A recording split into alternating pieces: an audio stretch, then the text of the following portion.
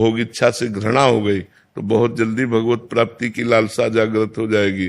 अगर भोग भोगने में मन राजी हो गया तो फिर जन्म ज्यादा लग सकते हैं, पर भगवत प्राप्ति दुर्लभ नहीं है। दुर्लभ है संसार सागर से हमारा मन ऊब जाना, भगवान की लालसा जागृत हो जाना, संसार झूठा लगने लगना। यहाँ कहीं प्रेम है, यहाँ कहीं सुख है, मुझे तो ऐसा नहीं लगता। यहाँ कहाँ सुख है? स्वार्थ का केवल खेल चल रहा है, स्वार्थ का, स्वार्थ के सिवा नहीं। प्रेम तो यहाँ है ही नहीं। तो यहाँ जो हम भोग चाहते हैं वो क्या हो सकते हैं? अच्छा मकान बन जाए, हमें पति अच्छा मिल जाए या पत्नी अच्छी मिल जाए, धन वैभव हो, गाड़ी हो, यही होगी, इससे अलग तो हो नहीं सकती। क्यों? और ये सब छूट जाने वाली है। अगर अभी आपका शरीर छूट जाता है तो सब छूट गया, फिर हमारा मांगना किस काम में रहा? हमें मांगना भी नहीं आता, मांगते हैं तो नाशवान वस्तुएं मांगते हैं। और यदि हम कहीं श्री जी की मांग कर लें तो ये सब अपने आप मिल जाएगा और श्री जी मिल जाएंगे। अगर हम श्री जी की चाहत करें, जैसे पारसमणि है, उसको स्पर्श करा दो लोहे में तो सोना बना देती है। अब एक तरफ 5 किलो सोना रखा हो और एक तरफ छोटी सी पारसमणि रखी हो, और आपसे कहा जाए आप क्या लोगे, तो आप क्या लोगे? पारसमणि।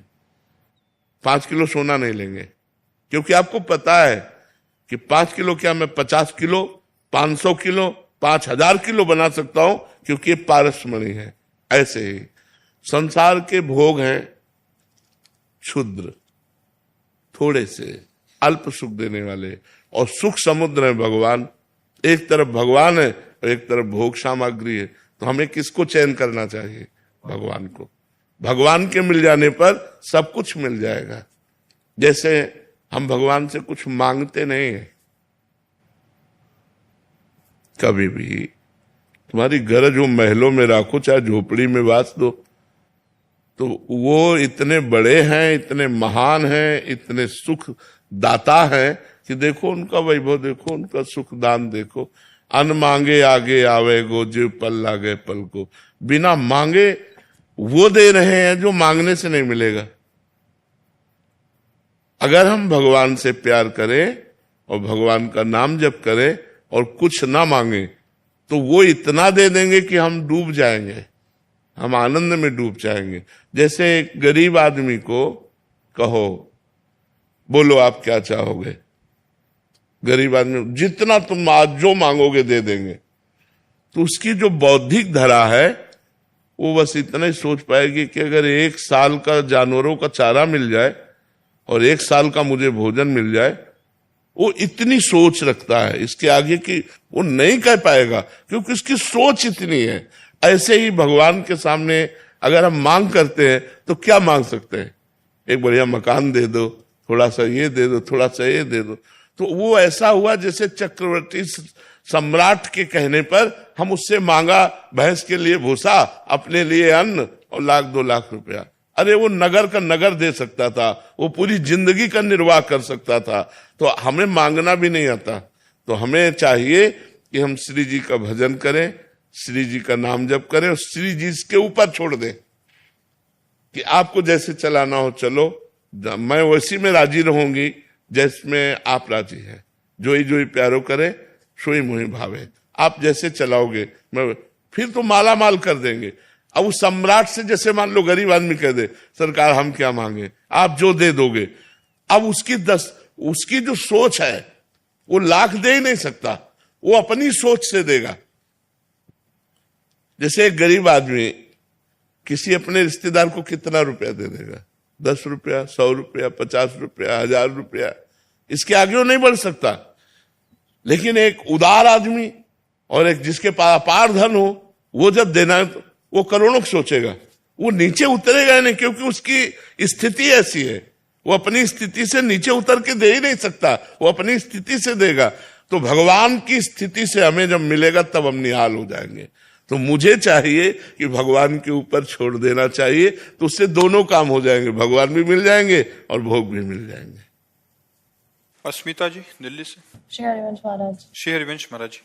महाराज जी, हम आपके शरणागत हैं, ये तो समझ आ रहा है कि सब प्रारब्ध की बात है, और मेरी बहन को कैंसर है। अब मेरे ये सोच सोच के तंग हो रहा हूं कि मेरे को भी हो गया तो क्या होगा, और मुझे बहुत डर लग रहा है कि मतलब कहने का मतलब कि उनको हो रहा है तो ऐसा लग रहा है कि मेरे को भी होगा। उस डर से ही सोच निकाल नहीं पा रहे। बिल्कुल, नाम जब भी प्रयास सोचना भी चाहिए, क्योंकि शरीरम व्याधि मंदिरम, शरीर रोग का घर है।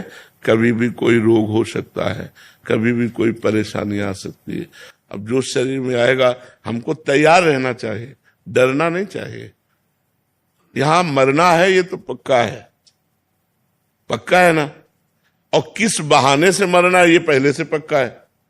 दिल फेल होगा कि कैंसर होगा, किडनी फेल होगी कि एक्सीडेंट होगा, क्या होगा ये तो पक्का है। किस बहाने मरना है और कब मरना है ये पक्का है, लेकिन मुझे ये पता नहीं कि कब मरना है। मरना है तो डरना क्या यार, 100-200 बार थोड़ी मरना है, एक बार मरना है। एक बार हिम्मत करो और राधा नाम का स्मरण करते हुए शरीर को श्री जी को दे दो। मैंने आपको दिया, अब चाहे इसमें कैंसर रूप से कृष्ण आवे, चाहे कृपा रूप से आवे, मुझे कोई परवाह नहीं, मैं आपकी हूं, मैं आप तो। पर इतना समर्पण होना बड़ा कठिन होता है। अब जैसे भगवत कृपा से हम लोगों को इतनी फिक्र थोड़ी है, बिल्कुल पाई भर फिक्र नहीं। एक अपार मस्ती बनी रहती है, एक अपार सुख बना रहता है।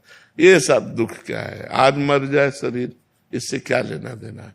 जब तक सेवा है तब तक सेवा कर रहे हैं, जिंदा है और मर गया तो जाके दिव्य सेवा करनी श्री जी की। हमको श्री जी से अलग थोड़ी रहना है।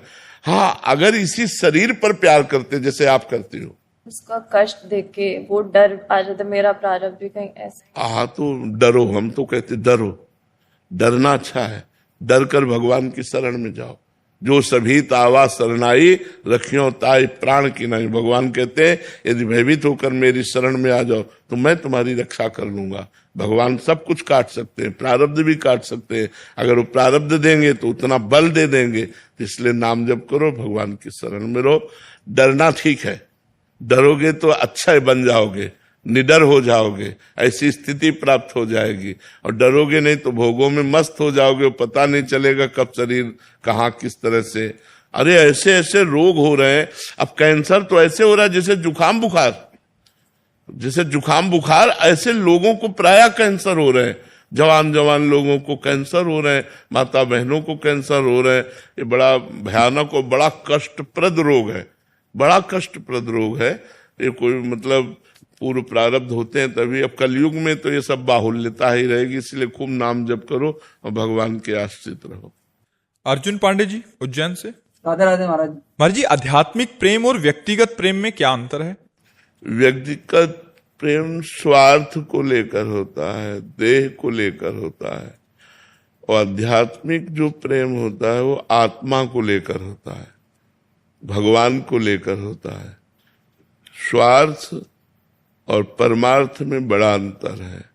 स्वार्थ विनाशी है, जहां प्रेम हो ही नहीं सकता है। यहां संसार में कोई प्रेम थोड़ी करता है, राग करता है, मोह करता है, आसक्ति करता है, कामाशक्ति, मोहाशक्ति, रागाशक्ति। प्रेम नहीं होता। पर जब कहते हैं तो हम उसको इस भाषा में कहते हैं कि जो सांसारिक प्रेम है वो देह को लेकर होता है, स्वार्थ को लेकर होता है, वस्तु व्यक्ति स्थान इसको लेकर होता है। और जो परमार्थिक प्रेम है वो आत्मा को लेकर होता है, वो भगवान को लेकर होता है। इसलिए वास्तविक प्रेम शब्द तो आत्म प्रेम ही है, भगवत प्रेम ही है। ये राग और कामना और आसक्ति और मोह के नाम से कहा गया है, जिसे आप सांसारिक प्रेम कहते हैं।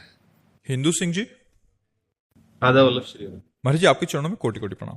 महाराज जी, इष्टाकार वृत्ति करने के लाभ विधि जानकर क्या मैं चल सकता हूँ? क्यों नहीं चल सकते?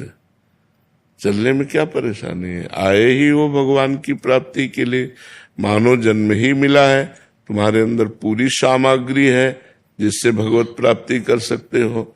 आपका जन्म ही भगवत प्राप्ति के लिए हुआ है, अब आप उसे भूल जाओ।